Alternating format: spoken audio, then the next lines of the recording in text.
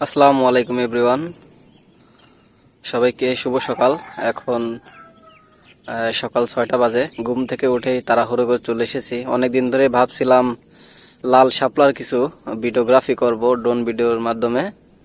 তো সকাল সকাল ঘুম থেকে উঠে আসলাম। তো আমার সাথে এখানে আনাহিতা বলেও চলে এসেছে ঘুম থেকে উঠে। তোর ঘুম ভাঙছে নাকি আরো ঘুম আছে? হ্যাঁ, ওর ঘুম ভাঙছে।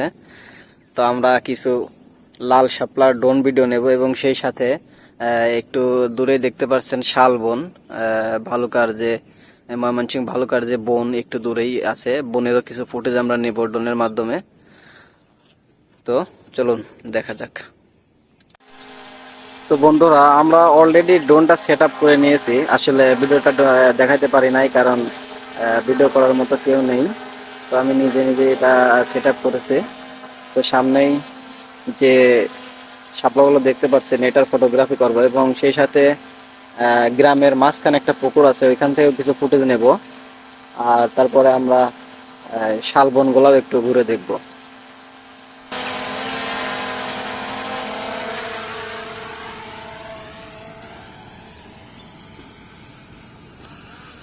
শাপলা ফুল আমাদের জাতীয় ফুল, প্রকৃতির এক অপার সৌন্দর্য এবং শান্তির প্রতীক। আর এই প্রকৃতির অপার সৌন্দর্য আমরা খুঁজে পেয়েছি একটি ডোবার মধ্যে। এখানে তেমন বর্ষার পানি আসে না, বৃষ্টির পানি জমা হয়ে আছে। আর এখানেই ফুটেছে এত সুন্দর সুন্দর শাপলা ফুল। আর এই শাপলা ফুলগুলোর আমরা কিছু ড্রোন ভিডিওগ্রাফি করব আজকে। তো আমরা প্রথমে একটি প্লেন ভিডিও করার পরে আমরা একটি রকেট শট নিলাম।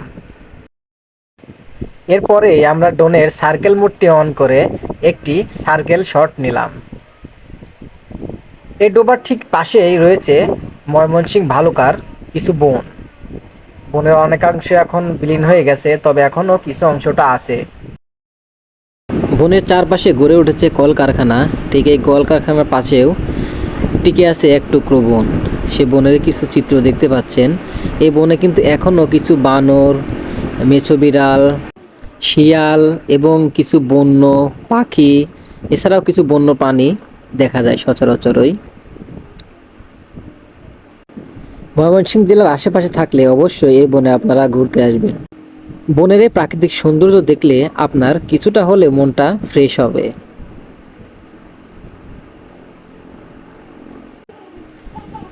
বনের মাঝে মাঝেই ছোট ছোট বাড়িঘর দেখা যায়, ছোট ছোট গ্রাম দেখা যায়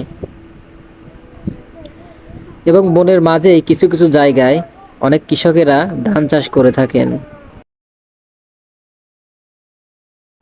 ময়মনসিংহ ভালুকার ছোট্ট বনভূমি এবং কৃষকের ছোট ছোট জমি ও শাপলা ফুলের ভিডিওগ্রাফি কেমন লাগলো অবশ্যই কমেন্ট করে জানাবেন।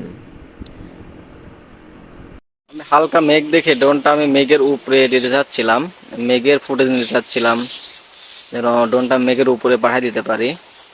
তো ঠিক এই মুহূর্তে হঠাৎ করে যে এরকম বৃষ্টি নেমে আসবে, তো আমরা এরকম একটা বিব্রতিকর পরিস্থিতিতে পড়ে গেছে।